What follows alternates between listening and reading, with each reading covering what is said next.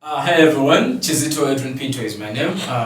To leave us to have you here on this podcast once again, together with Kasuku Wazabanga Semaningene. About those that are just listening to this podcast, we are having these weekly podcasts mainly focusing on the youth. Our target market is the youth. So for those that have not yet listened to our previous podcasts, they should listen to them. Then now, if this is your first time watching the video, go on YouTube. Kasuku 256 is where we post them. Yeah. How have you been, my brother? Not bad. Yes, we are soldiering on. How are the podcasts doing? They're still a bit fluctuating up and down, but we hope for the best. We shall catch up. As long as we keep up the consistency. Yeah. So for those that have not watched the previous episodes, they should watch them. They should watch them. We have the on Kasuku 256 YouTube channel and the Kasuku Live Podcast. That's on Spotify. Yes, Spotify. Apple Podcasts. Google Podcasts. Stitcher. Yes. Okay. Yeah, and I think a lot of people have started listening to them. I've gotten some feedback from few people close to me, and I think they like the podcast. I think we should just keep consistent. Good. Never twende ku sente. But Wakati sponsor. tujja wano tetulina nnyo sente, but regardless, we move. Okay, so Kasuku, we're picking up on something very sensitive. Most of the times, people never want to talk about their families, but tonight we're going to talk about youth as we in relation to their relatives. Yes. Years back, abana bafunanga okumanyagana. We had those moments whereby you know your relative. Noga uncle gundi abera wali abana bebe bano. But lately, tuina something that is developing. Njomwana wakula naganze simanyi chalo chaffe gye kiri. We have grown up in a sense. I for one, I know few of my relatives. Personally, I don't even know where they stay, but I knew them because they were coming to our place. And there are no moments where noga anti katingenzeeko wajjajja kukola ki kubeerayo oba wasenga gundi. What do you think is the cause of this? We're going to discuss the cause of this and the impact it is bringing onto our people. So I think for me, for starters, I'm going to blame urbanization. Okay. Or we can say rural-urban migration.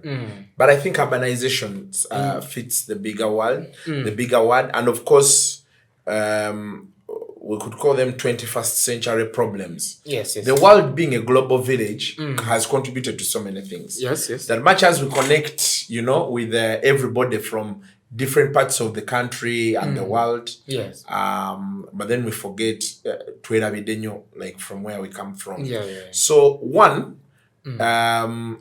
years ago, because kati abantu abali 30 years today, 35, yes, we were born around 1988, 89, as this government came to power. Yes.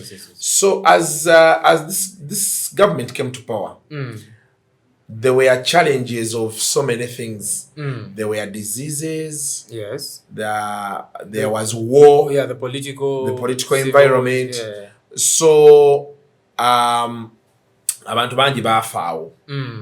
Yes. Because we were coming from a period where there had been from around 1979 to 1986. Yes. There had been a lot of fight for power, and people were going to exile during that time. Yeah. Kati that war, but tackle diseases like AIDS. AIDS played a very big factor at the time. So many families were left without people. Yes. Others were broken. Yes. Now, with the emergency of the NRM government, came liberalization. Yes. Like, we started thinking in such a way until it is okay to be this. Yes. Of course, in came women empowerment. True. Now, with women empowerment, yagenda okujjanga most people tebabasomesezza. Because you see the challenge we have. We have very good programs on paper. Yes. But we don't prepare our people to receive these programs. Okay. For example, how do you prepare a man for an emancipated woman? It has not. I'll give you an example. So I hear because I didn't see and I don't have proof. The vice president at the time, after Samson Chiseka, was Wandera Kazibwe. Yes. And they say by the time the husband died, they had fallen out. Yes, I hear there's a rumor that the husband was imprisoned for slapping her sometime for coming back home. You get that? Yes. But what we are talking about, this is the vice president. Yes. You take it there? And this is a man, Eyawasa Speciosa, Vice President. Yes. So how do you prepare such a man to embrace the fact that my wife is the vice president? So being the vice president means she's the second in command on paper. Yes. She's the second in command. So what comes with her being the vice president? Yes. Kati omuntu eyawa ono wa vice president yalina okuteeka into account the husband. How do we elevate this man to the level of a vice president? Because iwaba mukyala muganda obera eri wanga akola, she's the vice president. Nebo atuke waka inokufukamira na mugabide mmere na so what happens is mumu creatingirawo ebyokola. Yes. Ngabira proxy ku mukyala we. Oba kitegeera nti ne national duties abeerewo ne mukyala we. Okay. Ategeere how does this lady operate? Position jagenzeemu. The same thing is happening today. Your woman goes to work. Yes. But we don't know what does she do. What do we agree about as she goes to work? So when she comes back at 8, explaining to you work. Are you going to take it in? Are you going to understand?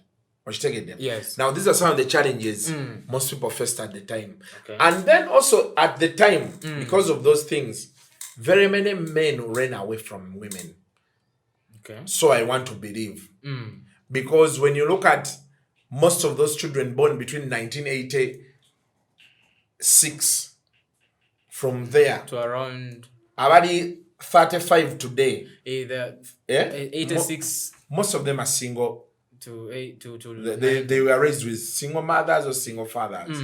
Either because the father died of AIDS, then the family disowned them. But I think it's also the reason why it's now almost normal for someone to be raised by a single father. Liberalization. Baatulaga nti omukyala osobola okwekolera tokyalinayo kyeweeguya kuki kati ate abakyala ne batandika okukola ne basoma privileges ne bazibateerawo kati omukyala today atuula wansi nga she has a job. She's because of the privileges the government has put in place for them, the +1 points, the admissions, the jobs offers, we want to emancipate the woman and all those things. Atuka she has a job of 5 million and the man has a job of 2 million. Or even 900,000. Oh, so the woman feels like I can live without this man. Now that is where for me I want to believe some of the factors why we are seeing people without their parents, without being connected to their relatives, and it's okay. Kati nebakwata omusajja ne bamuweakeninga. Those days they say a man could have 3 women in the same house. Yeah, true. Today it's very rare. You can't. It's a bit hard. There are a few people, but so it is very possible for me to have a lady ne muzalamu omwana. Omwana n'akula nga tamanyi na waabwe amanyi wa maama we. True. Obo kitegera kya daddy jali. Ngacho kati unfortunately senga daddy afa. Ngate maybe teyamwanjudde. Teyamwanjudde. Today so many women are with men. They have children like 3 or 4. Naye nga tamanyi na brother wa musajja. Obanga amanyiyo ogo. Nga tamanyi wa atandikira. Nga negwa amanyi mukwano gwono gwayita bro. Webale. Okay. So if this man died, these kids don't know where to start. True. Oba kitegeera. Oba when this man dies ne babaleeta ku funeral, it's going to be very hard to mix with the other children. Because tebabamanyi, something like that. So that is where most problems begin from. Oba kitegeera kati abasajja bebeegana abaana ne badduka ne basuulawo responsibility. Abakazi ne bagamba mu kifo ky'okugoba omusajja, I'll raise this kid on my own. True. So you'll find, and I'll give you an example. Pastor Sempa always says it. The father was an Indian. Yes. And the Indian community was like, no, you can't have a child with a black. Yeah, I think I watched that exclusive with him. Then the mom was like, I'm going to raise my kid. My child. Namwe erinyo kuva mu clan ya taata wa mama wa Sempa. Okay. So Sempa is Sempa because the grandfather on the mother's side is the one who gave the name. Okay. You get it? Yes. So Sempa is Sempatel. Sempatel. Yes, it's supposed to be Patel or something like that. Now he's Sempatel. Sempatel. Yeah. So if he finds his Indian family, he can't drop Sempa, he'll just add Tel. Okay, so Patel, Sempatel. So that means he doesn't know his family yet. He doesn't, and he's looking for it. Wow. And he's an old person already. And there are so many people like that. Okay. There are so many people today. That is why you see today so many men are okay with doing a DNA and they find out the child is not theirs. It's like a relief now. Asanga omwana nga siwe naye najjukiramu nti naye someone else took him in. Okay. Now I'm raising her as one of his own. Nagambo why? That is why today there are things, and I always tell people, there are things I hear and I don't get shocked. Because I know things are happening privately in people's lives. So a woman comes down, gamba Kasuku, or your guy and your name siaga. No, I'm gonna go back home. Because so many people they are doing those things voluntarily or not. And they can't talk. It's happening. So how do we begin tackling this issue? Because it's being done by so many people in private. Yes. They don't talk. So many women or break up, they say those things. We know we are said there in our meetings. But I think, Kasuku, aside the fact that these things are happening, you as a media personality, you may not do anything about it. Yes. But maybe sharing their stories. Yeah, you can. You know the challenge, Pinto, is private life. Yeah, is a very tricky part. Yeah. You know me. I know people, and I'll tell you this because out of my experience dealing with people from, I think I was around 19 years, I've seen things that can shake you. Let's take it there. Yeah. Someone comes with a story. No, gamba. Oh. Let's take it there. Is this really happening? A friend of mine almost killed the wife. Reason? Years ago, yali musajja mukulu. Naye ng'ensonga gy'awa nti omukazi yali yeebase n'aloota ne yeesesasesa. Anti kati nkubuulira. Kati nkubuulira ebintu. Like, you sit down, you listen to things. Like, yali yeebase, n'amulaba nga yeesesasa n'amubuuza kiki yose. N'amubuuza kiki, baani oloota biki ebyo. Baani be wabadde nabo. Oba okitegeera. Okay. And eventually, later in life, when things start happening to you, you realize that maybe the guy was right. Because people get emotions. They get emotional. Maybe you've had a fight with your girl or your wife. Now you suspect she's flirting around with people. She's giving you the silent treatment. I know. Now she's laughing in her dreams. Like, so you begin to imagine you at loggerheads now. She can't be laughing because of you. Yes. Now who else is making her laugh? I know, and most of the times, because when I was growing up, this is a bit funny. My mom, otegeranga daddy yali kumpi komawo nga yambala bulungi ne yekolako nako n'atekenga taawo n'atuula mu ntebe. Like daddy naje nambuuza ovaawa naye nga abaddewo waka. So I think some of them are doing it in that case. So like, we cannot prove. So because it has feelings attached. It comes because you love this woman. Now you owe this man. Now you feel, there's what is happening? Kodo olabo solo tule waka omukazi natako nyige simu nga bwe yesesa In your mind, you can't think maybe she's, just random friends and what musajja. It's natural instinct. Owekitegeera. Era kati awo empiwe ziva okunyooka. Naye nze ndowooza Kasuku, omuntu wakolera ekintu ekyo mu maaso go aba ayagala omulabe. Kisoboka, but ango nze gye njagala okikutwaliramu nti abeera taliko bwenzi. Pinta, I'm chatting with you. Nkusesa. Okay. You on your phone, you're laughing, but my wife is there. So what makes the wife think that I'm talking to a girl? She's natural instinct, okay. And jagala the love she has for me. She's like, who is making him happy, which is not me at this time of the night. Okay. Kati abantu abasinga abasajja abamu basanga akugamba edda. A man could tell you nti nze mukyala wange oluyingira eka essimu tagikwatako. They are men up to now, but they are even very tough. Essimu asobola gyasa. The moment the woman gets home, sawa satu phones in silent. Over off. Nga yakubuuza nti the only person you can talk to is me at this time. And I'm here with you. So who are you talking to? You have the whole day to talk to whoever you want to talk to. Mubikira during the course of night, baja mubikira kumacha. Neta chikola, most men tebachikola nti it's what he wants or something. But they do it for their mental sanity. They do it for the love they have for the woman. Okay. Agamba, man, there's a way it burdens, and it's the truth. True. You ever woke up like at 3 and your wife is on the phone? Been there before. And you're saying, what is she talking about? Who is she talking to at that time? Yes. So, kati, what happens privately in people's lives, you can never know. Okay. I've been at a point where a woman is beaten thoroughly.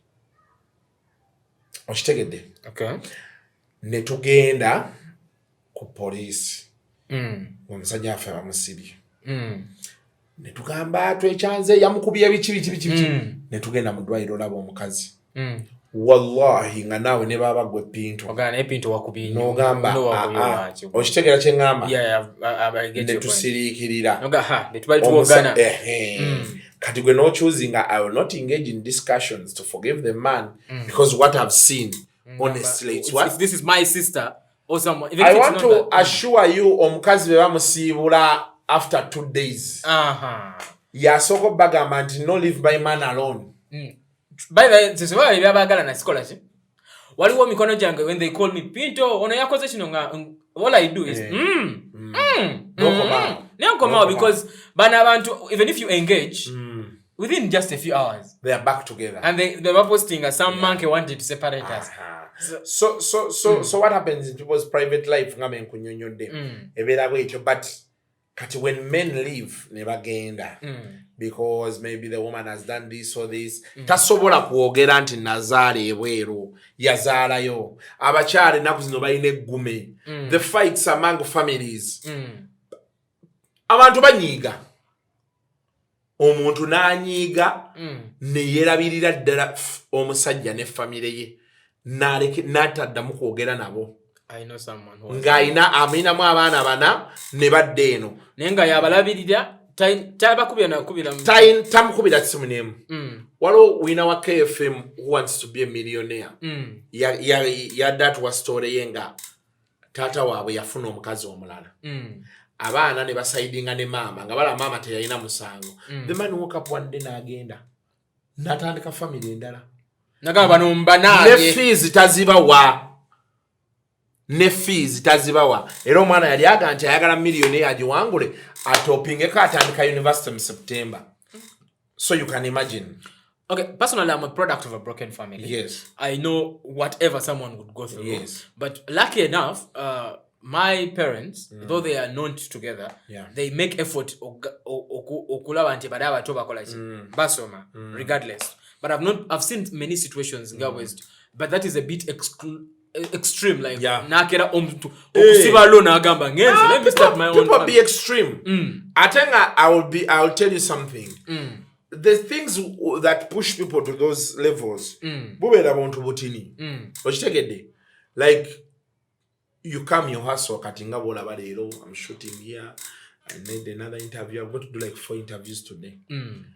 You hustle, ofunya akasente, ozeye njale ekuluma, buli kimwe waka weekiri omukazi n'akugamba ja bulijjo tolya kyaggulu ffe tubali tumanyi tojja kulyera, but you buy this food and it is as simple as you cook that food whether he eats it or not. He's the one who has bought it. Place it there.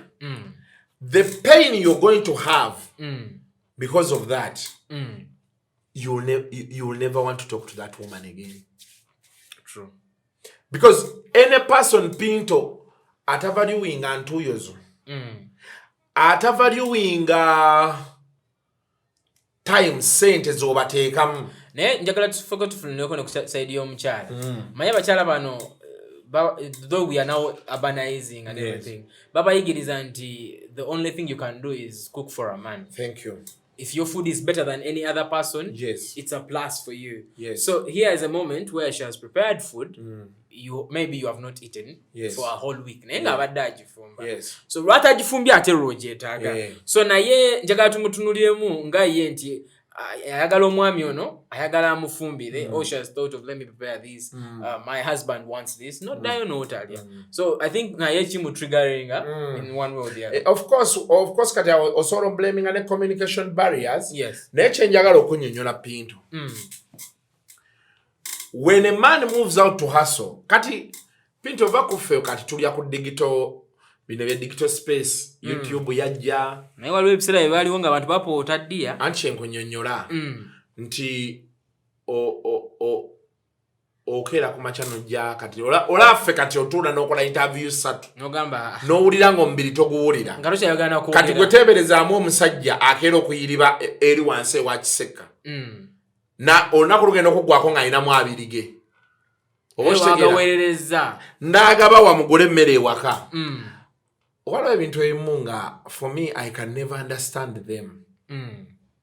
Okitegedde? Because if this man doesn't provide this food, you see there is an option of this man eating out n'akomyawo tulo. Oba okitegeera? Naga be bamanyi. So many men do these things. And then I'm also sure nti bano tebeebase bonjala kuba wagwe wadde bo basigala balya.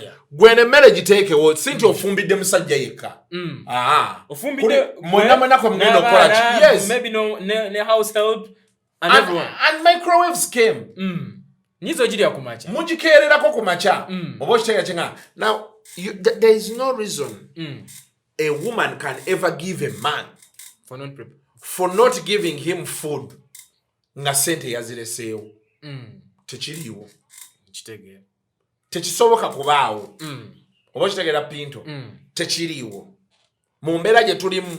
By the way. Gas waali, microwave weeri. Sigamanti ogenda kukuma saawe. Kati waliwo ne simple foods ennaku zino anti tebafumba. Rice cookers ajja. Osobola ofumba spags. Within a few minutes. Within a few minutes. Ng'otandika kuwoza ebyo. Kati ebyo byebintu ebisingira ddala onnyiiza abasajja.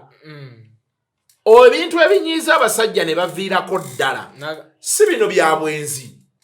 Because most people forget. I know friends nga naga mchala wange namukutte nazeemu ne mukwata nazeemu ne mukwata namulekawo lwaki amuleka? Because at the back of his mind naye yennyini ayenda.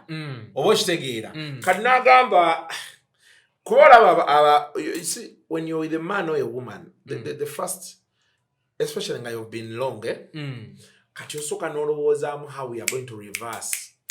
Omukyala n'agamba ngenda tekuddayo nfune omusajja ankwane neekoze olusi muwoomedde mmere ku bunkenke yaŋŋamba ayagala kino ayagala kwekyo wabaasobodde ofuna omulala meeting ate family empya ziremu ofukamira bupya okulaga empisa bonds and relationships abayagala omuzaleyo omwana owuwe.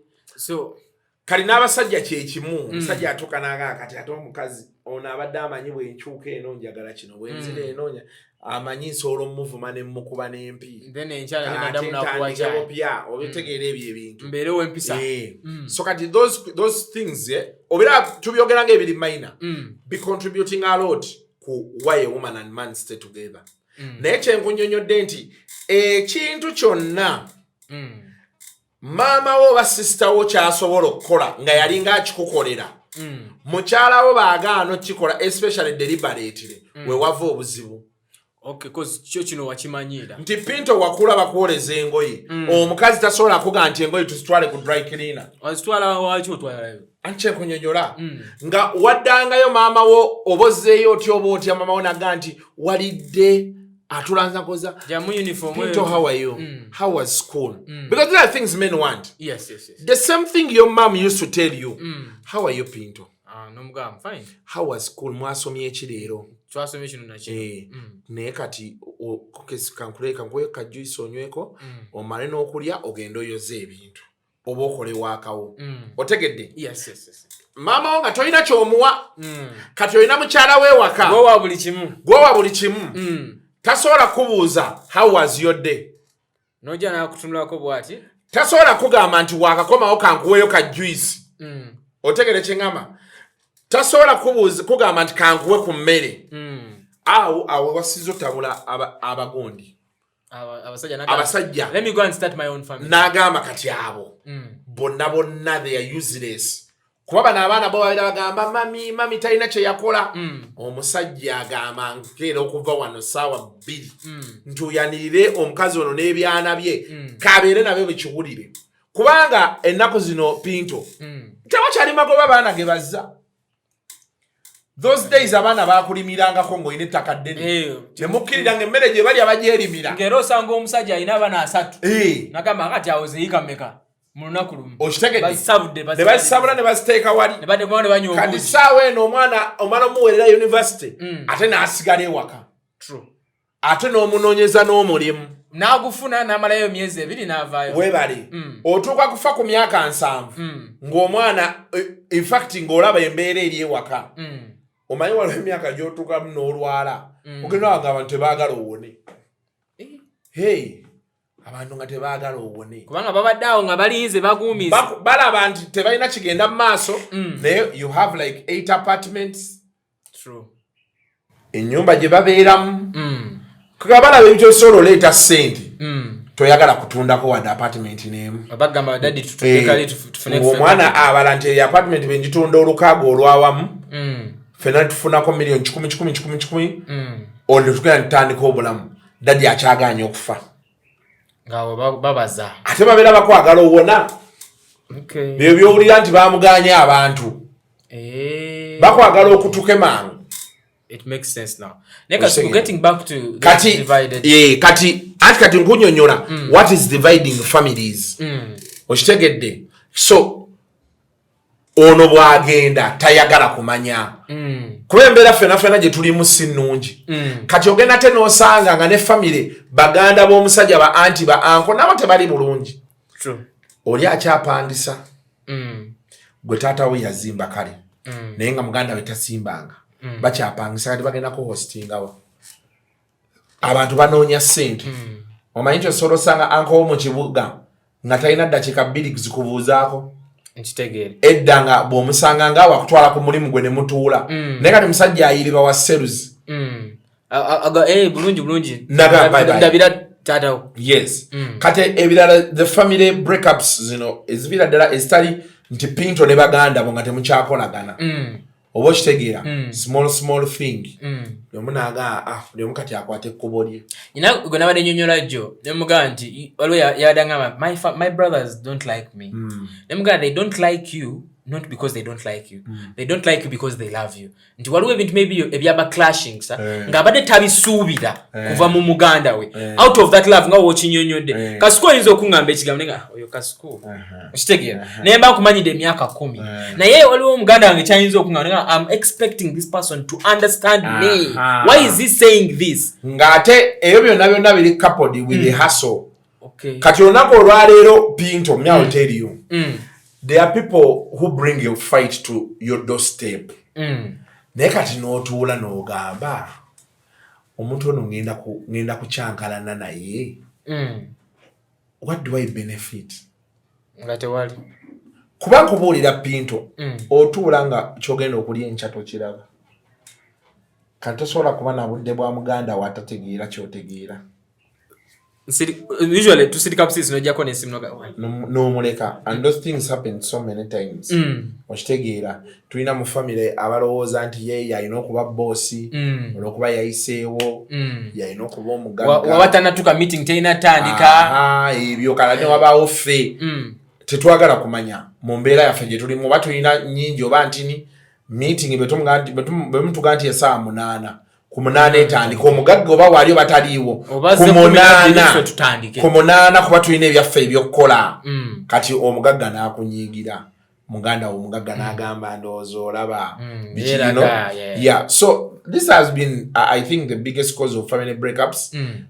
Of course bogatako having so many women around, the kids never get to bond in actual sense. Buli omu akulira gy'akulidde ate ennaku zino batata baba tebagala gatta abaana nti alaga ono omukyala nti ye yakola ki yegowe kaaliwo tewali then waliwo trend empya like you say when evolution happens when something new comes up waliwo abantu abaana abagenda ewa Dubai wa baleseya abaana gundi empya. Did you get most of them when they're in these houses they have sex with these Arabs in one way there. Either mwana waka oba tata we waka when they understand they are pregnant ngabakola ki ngabakoma kati omwana bamuzalidde wano Kampala tata we muwalabu so I'm sure in the next 10-15 years that some of the children that we are going to have that don't have their fathers in their lives. And it's completely okay because tuchinomalize nzenti omukyala asobola okukola nalabirira omwana we nabeerawo. By the way, it usually happens in most cases. So aside that, what is the other thing locally here? Tuneyo basenga nga bo baina kuba basenga, but in most cases they are always clashing n'abaana bakasuku fe batusobera abaana bakasuku yabakuza bulala abaana bakasuku. I think it's also a cause ngati eyo eri entitlement gye nkugambye senga ono omwana siwo. You can choose to guide the kid, yes, but it's not your child. You have never stayed with them. Yes, because kati embeera gye tulimu anze kati nze nkubuulira nze nina ekintu kye nnina nze bw'ojjeewange amateeka ogenda ku gange era nze sikyalakyala mu maka g'abantu. I don't usually go to people's homes because saagala kumbuulira mateeka, saagala kumbuulira bwentuula, saagala kuwulira ng'omwana wange bamugamba nti teeka wansi ekintu ekyo. My child no ngamba obuulizawo wuwo kuba ye kyayagala ozanyisa kalate muwano kye mulaba kyekyamaanyi feri eka bye tuzanyisa tokwata ku remote omwana yagala laba katuni kati ate era nange ewange bwojja sande bino abagenyi bye bajja musima twagala mikolo na mbaga omwana yagala laba Nicoledia omwana baba yagala kulaba katuni eba katuni mujja mulaba tewaliwo negotiation kuba oli waffe kyekiŋŋaana okugenda mu maka g'abantu saagala kungabira mateeka the same way nze bwe ngagaba ewange kati ntuula ewange n'embeerawo kati nze omwana w'omuntu era kyeki kye nagamba omwana wa sistange baakeera ku makya ng'asazewo okwetunda. It is her business. Tekina we kyenkwatirako weetunda ebintu unless nina kye ŋŋenda omukolera nti ŋŋenda mugava mu kwetunda waddeyo sente otandike business. If I don't have that option it is not my business and I'm never going to see her as a prostitute. I will always see her as my daughter's my sister's daughter.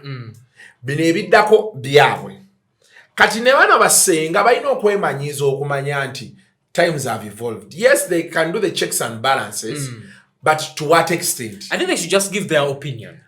They can guide. Naye it's not valid that tongambye kyenyina okukola.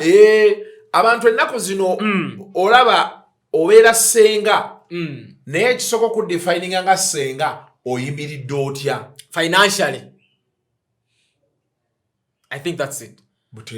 You only make sense when you have money. Yes. Because oyinza okuba oli senga we Masaka toyina kyogenda kuŋŋamba sigenda kuwuliriza owoza mu bannange abaana bandizeeko eno mu kyalo ne balaba gye bava kati oli nakubuuza gye bava waliyo ekyo ngenda okubawaayo fenne Kitegedde.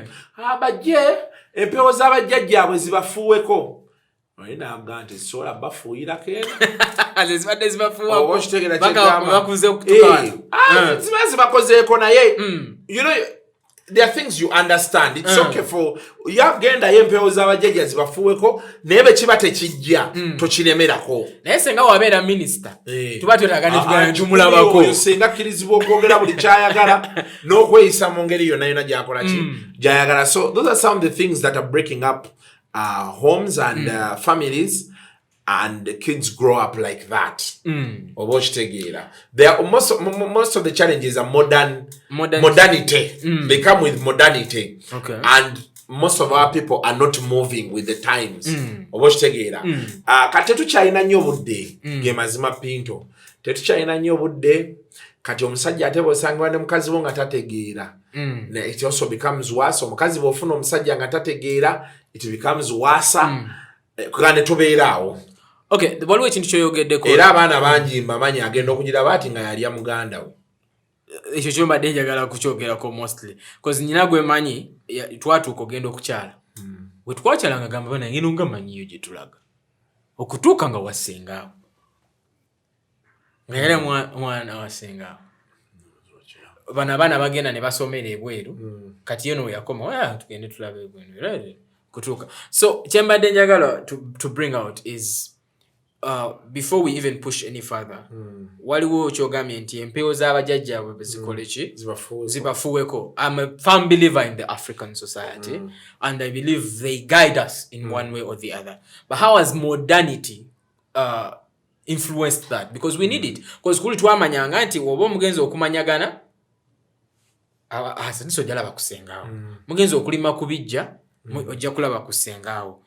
We are coming to a point nti abantu tebakyafa nnyo nti mu family nze mu bulamu bwaffe twakazikako mulundi gumu, and it was all our first experience, including my dad when he lost a daughter. Fenanga teri amanyi kyakola. So how has the modernity impacted these activities that were usually happening? Atumanyi nti buli mwezi waliyo okumanyagana, waliyo family zayi zikola ekyo, waliyo okwabya ennyimbe. Naye kati woba ogenze Kasuku ogendayo gwe nga gwe omwana n'ogamba kasigale eno. Anti kubanga kati olaba pinto ekiriwo kati ebyalo tebikyaliwo kyekisooka. Abantu bangi wazimbye kyekyalo kye oba kitegeera. Nkugambye urbanization. Yes. Kati abantu awalinga ebyalo matugga byalinga byalo by'abantu. Kati they are residential areas. Luweero yokka abantu balinga gye baziika. Kati luweero okusanga ati wano baziikawo. Abantu baagala ettaka. Kati neggulu eyo yennyini gye twali tulabanga ng'ewala. Abantu bamodernizinze bakuze. Oba kitegeera. Now those challenges all come mu kiri kyennyonnyodde ekya urbanization. That now people are living they are living life by the day as it comes. Kati olyajja neyeebuuza ekikyantwaza omwana e Masaka mu kyalo kiri ki? Akoleyo ki? Kubanga nange mwennyini be naafa tabajja kunziika Masaka. Oba okitegeera. Era nkubuulirira wano in 20 years from today tugenda kuba tuziika Mulimbo. Nga otwandiziise ate ebijja mubiteekerawo eka namba.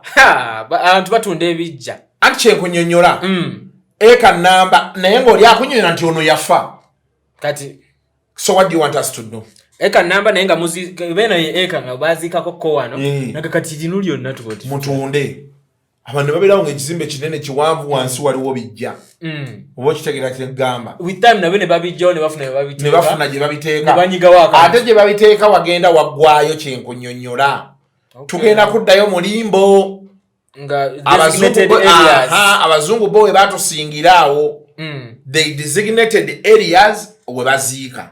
Unless oli mugagga nnyo alina faamu ye. Naga munzike ku faamu yange, which is rare. Gye bali yes. Naye they could account for like 30% of the total population or even less. Oba kitegeera. Kati tulina okwebuuza kuba kati saawa eno otuuka nga oliwe Masaka nga bajjajja bonna baafa.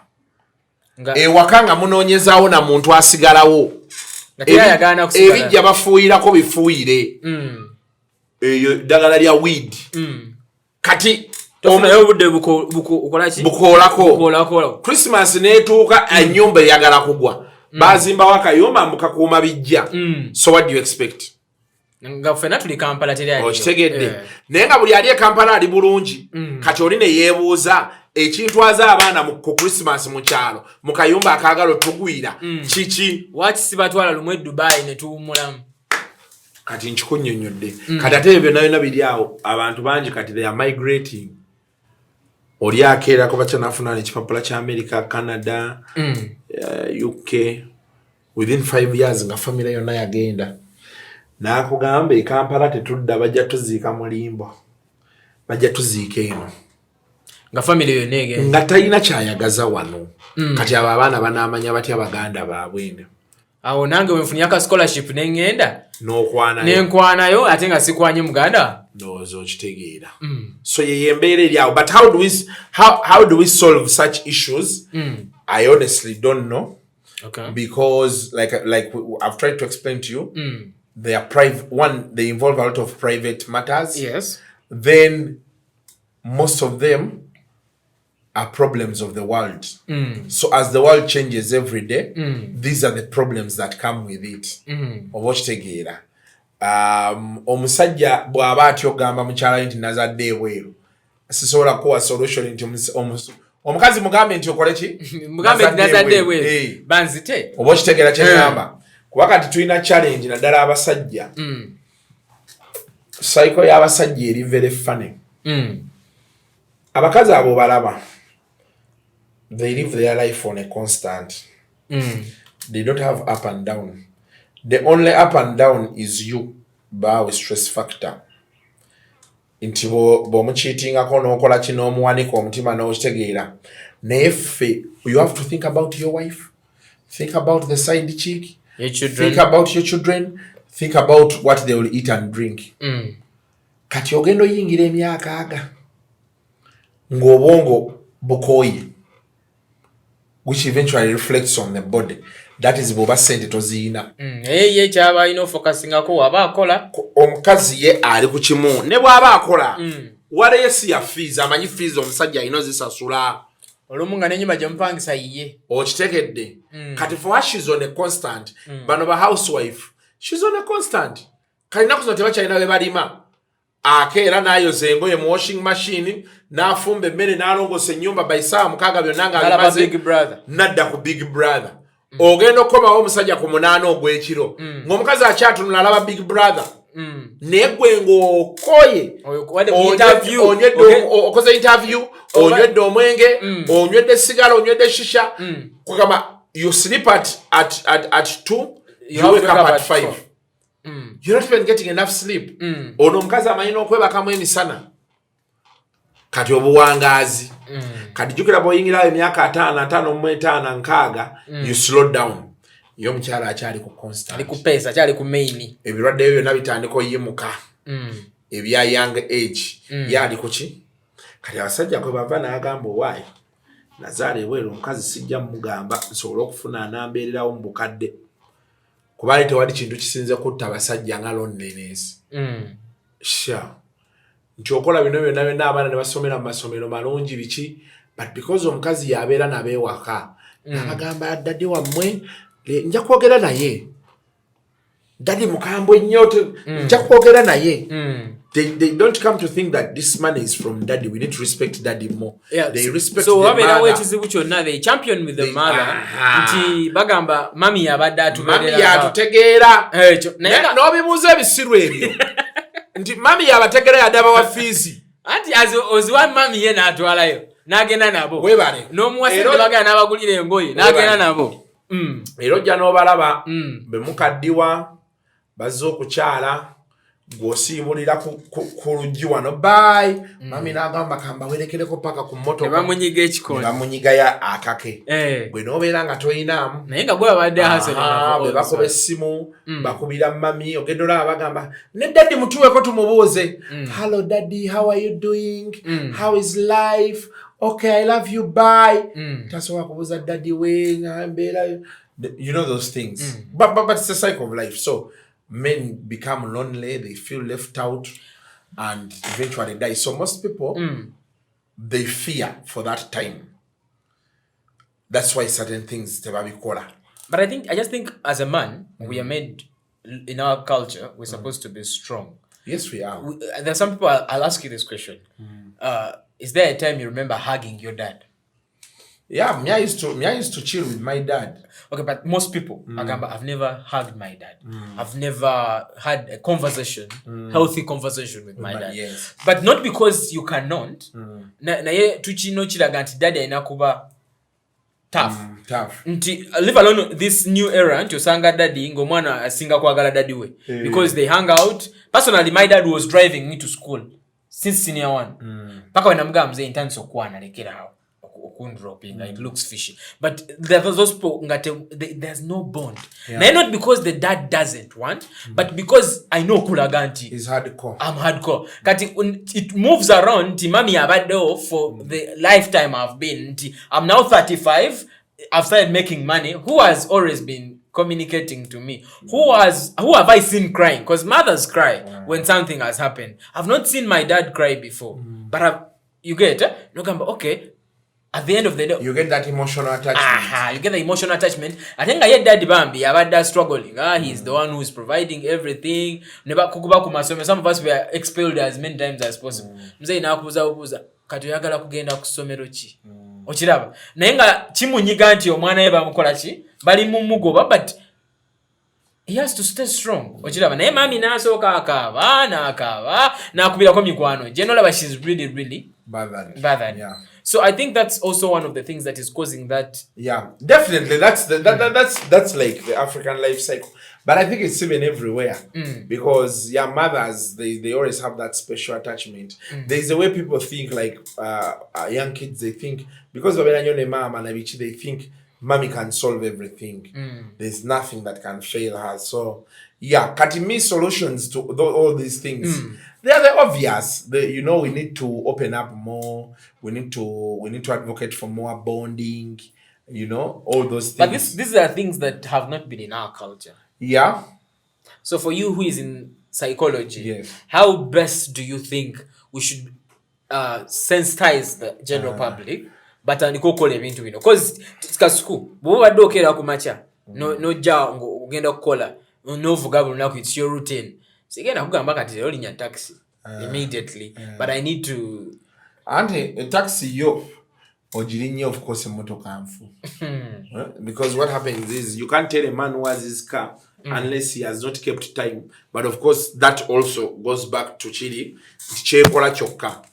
When you miss keeping time, you wake up late, definitely you'll need to take a judge to get to where you're going early. So I can't tell you that leave your car behind, take a judge. Zibogamba omusajja anti va mu motoka yo. Olinye boda nga ali on time emotoka namu. Oba okitegeera. Yeah, but we have to find a way either way. Yeah, because anyway, bit tricky, but we need to strengthen the family institution. Okay, as we wind up, where does this leave the youth out of this entire experience? To take a day how families operating, how we have broken families. Netu mvubuka yakava ku university atansokola ku sentebwe. Where does it leave them? Kwanga most of us never want to commit. Ogamba why? Not now. And kati we never know it leaves mvubuko in a very disadvantaged position because he fears to try it out because he has that past, that history. Okay. So kati sensitization jenkunyonyola inatandikira mba teenagers. We need to go back and tell people the institution of family is still here. It is still alive. Okay. Embrace it. But then we have to show people the challenges that are going to be in these marriage and family. What challenges are you going to find? You're going in marriage. It's not a bed of roses. This will happen, this will happen, this will happen. But as you date, as you carry on with your lives, you need to have a bigger bond. You need to have something that is going to surpass all of these challenges. okitegeera and that comes from both sides ey'omusajja n'ey'omukyala tulina okubagamba bonna nga bano bonna weebali tubagambe nti bannaye family tukkirize obufumbo buno bukole. You are a product of, you are a bastard, not a bastard. Side eri tukkirize nti we can also have another bastard here. How do we accommodate this other bastard to be around the same way you were accommodated, the same way the other was accommodated? Obokitegeera? Yeah, much as chichamu okwenda and what, but if it happens, how do we handle it? How do we embrace it? Especially for the men. Kubeera abakyala tulina obanyonnyola nti wadde omusajja yayenze naye waliwo bitajja kutegeerekeka naturally tulina this thinking that omukyala talina bakuyenda. I don't know, I'm sorry if I'm being too much, but we expect omukyala okubanga ye ali precious. Alina okubaako ne waali ekyabakyala kyo wekibeerera ekizibu. Omukyala alina capability ekkiriza okufuna olubuto oba nedda, which maybe the man may not have. Oba okitegeera. So it hits differently when the woman cheats, because cheating could be there, but when he has a child yakikola ategeera, because even at 2 months when she knows she's pregnant, she knows you're not the father, she knows what she can do about it. If she refuses to do all the available options and chooses to give birth to a child, n'amuleeta oba n'amuteeka omwo, kibeera kirala. They found out about their child, that this child is not theirs. Ng'omwana alina emyaka 27. Ate baamala kukyankalanamuko. They had been together for a number of years, quite a number of years, 30-something years. So they had that disagreement about selling some land. Omukyala out of anger n'agamba mutabani we, n'amugamba ne wano si wamma. You get? So omwana n'asooka abuuza kitaawe naye nga omwana bamusomesa bulungi n'agende gwe n'amuteeka mu ssente. So these situations it hurts more nogakale si lwakuba nti wamuteeka mu ssente, but you're like, okay, for this long kati gwe wulira omukyala gye yakireetedde. So okigattagattamu, and this causes fear among the youth. Nogamba nti kakati what if nenga bwogambye nti we need to sensitize that aside the fact that there are some wrongs with marriage, we are not going to go in a bed of roses. Talking ayingira osuubire nti it's happy, but at the end of the day tulina okukola ki ogendamu, because society expects us unless otherwise to be in a marriage. That is how it works. Newodduka noddeeri ogenda kumaliriza okoze eki otuuse e Kampala oyina okola ki okubeeramu. So I think with such messages we communicate that, okay, when you are getting there, because you have to get there, expect A, B, C, D about whatever is happening there. So aside that, if there's any final message that you may have for the youth regarding the broken families, or especially with relatives, we could pass it on and then we see how it forward. Well, for me, my only message is one: the youth should embrace the institution of marriage. Then they need to begin asking questions. They need to begin learning from experiences that are going on around them, because sometimes they are not going to come to tell you, but you have eyes, you're grown up, see, learn. Pick a leaf, and see how you can carry on. But also patience. Yeah, I know it's hard sometimes, especially as you're younger, but we need to, all of us, we need to pick patience for our partners, especially because if there is love, love should be able to outgrow all these challenges. Ningamanya abantu nti teri muntu omuntu ayinza okwagala olwa ssente, but love comes. Comfort that comes with the money. Kasuku kankubulire. Abakazi, that's not how they operate, my friend. A woman can be with you even for 50 years. Nga yabala good life. Nenga love tebeerangawo. That one you need to know. The more, even at 50 years, the moment the good life goes, Kadina goes no chill even worse. omukazi akusaba emitwalo 3 agakola enviiri n'omugamba siina, she instantly turns colors. Nakulisizawo ebinnyo. Takulisa binnyo. Attitude yogerera ebintu ebikolebwawo nga tobitegeera. Notegeera nti nina akachat ke nalaba waliwo eyasaba, she sent a text message nagamba I need 150,000 right now. Namugamba wait a minute, I'm walking to the mobile money like in 5 minutes. Ko inamugamba bireke kibyo oli musirusiru. But I'm like, this guy has confirmed he's going to send you the money. Kachecho love tebaawo. Love tebaawo. Most relationships are not built around love today. Okay. Yeah, they are built about the comfort that comes with someone. Thank you. Nti Kasuku is a personality nenga waika nagamba kanzirukireyo ewa Kasuku oba ate kati ewa Kasuku abasinga bajja na gondi na lust, which could easily turn into love. Ntiaze kulaba celebo abera attached to ayagala celebo yo byakola, you know those things. So eventually if the celebrity really lives up to the billing, is a nice guy and what, this lust slowly moves into love. Abono boka lekaleko. Naye nkugambye nti there are those people pinto oli akulaba mu bwa pinto bwo. Nga sente zino kweyimirira. Nakwagalako emmotoka ennungi gy'ovugamba omutwale wo nalaba ki TV ekinene ki nga byebiriwo. The moment those things tebiriwo tajja kukomawo. Love terabikirako ddala, it's about the comfort. Omwana afubutuka emakerere mu kivulu. Nakusanga nga ovuga kawondo nnungi. Perfume gyo kuba nnungi biki nekimu attracting towards you. Nakola towards you, liberating herself from the makerere kivulu poverty. Kati love tesobola kujja eri mu kivulu wali akavubuka ke yali ayagala akamutegeera ebibye. Obo kitegeera. Kati the moment you become broke, she's going to move. Makes sense now. So most of them even get this money from you to elevate the other guy he loves. Because aina chamu agalako yenga ye. Okay. So yembera. Yeah. It really makes sense. It has been a very powerful conversation because one tuagala nyo, for those that are out there, those that are just listening, and those that are watching, tuagala nyo kogera the way the reality comes. The reason why we're working with Kasuku is he will give it to you the way it is. Tetugenda kubikirira. So for those that have just listened from the start up to the end of this podcast, we really appreciate you. If it's your first time to listen to this podcast, please look for our previous episodes. This is what, the 4th? This is the 5th. The 5th.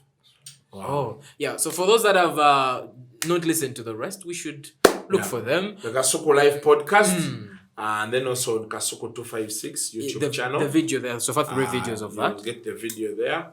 And tulabe. Bechucha podcast chino bami muchiwagire. Support us. We need it. We are trying to build something. Eventually it will move from me being here to so many other people sitting here. Yeah, true. So that we have those conversations when we have a lot of opinion. We are trying to work on so many things. People we are happy with this cassette. Oh, wonderful. Kali just katiza and kabutandi tuchongera. So support us by watching and tulabente ekintu kikola. Yeah. If you have any concerns about the podcast, what you want us to talk about, especially your comments, the comment section is open, or you have any of our contacts. Especially those experts that believe that maybe what we shared about so that we have I'm not a person who likes moving into a lot of thinking terms and what. So me, I'll give you the surface. But the deeper matter, Jerry, and there are people who can answer these questions with more experience, more education. True. I don't know if that relates with the reality of what is happening, but that's it. Yes, nayenze nganze, I want to make it as simple as possible. In a layman's understanding. Like, utoinza kujano ngamba, katinga lulu try to nyume in the previous, noga, olina ganti, we had rather call them chubby. They are fat. You get? So it is normal. Yeah, they are fat. Nti njagala nti n'omuntu omukyala owe mu 10 eri wansi owe nansa na ashitegeere oba omuntu yenna in the normal setting. Yeah. So we are bringing more of these so that we can make sure the youth environment is not only with the kind of content that is trending, but we make a bit of sense out of it. Nti tetugenda kubeera obezi ku trends. Nene yakuyigiriza filter yatuse. Filter yo yazze. Yetaagisa. Buli dakiika. Embeera eno ekunyigiriza n'otuuka ng'olina okwebikamu ka filter. Omwana akulaba awo abeera attracted okusanga. Ebisigadde anaafaafagana nabyo ng'akutuuseeko. Naye nga wano kyatabukira ddala. As we wind up Kasuku okatalekeka. If you were an uncle to someone and tulinayo bano ba uncle abagamba womaliza bwoti bring your documents n'omuleetera documents zo n'amala emyaka 2 nga takwata simu obeera nga you are in the position nga gwe student oba if it has ever happened to you wakola otya oba oyinza kukola otya? For me it has never happened to me. Naye abavuka bali njagala bategeeza things are not as easy as they see them. Okay. One, most times bana abantu babikola balina ebizibu byabwe balina bye balowooza. Abalala genuine emirimu tewakola ki? Tewali. So temunyigira nnyo bantu kuba namwe mujja kuba ba uncle at some stage. True. Just do your thing. As you sign out these papers, move to other different locations. Dolemekwe kwasa uncle nti lwakuba uncle Kasuku ina wali. Nze sina we ngambira muntu nti mpe ebipapula. Unless I have my own company. But I don't do it because I know I won't get anyone a job. I don't know where jobs are. I don't know. Ate saga nyo mitu byakweguya abantu. Saga I don't want a situation where I'm held at ransom. Exactly, where I'm held at ransom because of someone. Go out there, hustle, make a life for yourself. Me I would rather most of those abaana ba Buganda wange baani muwaayo cash oli n'omunyigayo ky'omunyize nga atandikira awo okusanze naye nnamu ezzike liiryo eryalyako gw'amanyi kati oba anoonya omulimu watanoonya nze 2-5 nja kubeerawo bwe musango gimuwa bwe mba ngiina kati ebiddako awo shawuli yaako. It really makes sense. It's a powerful message.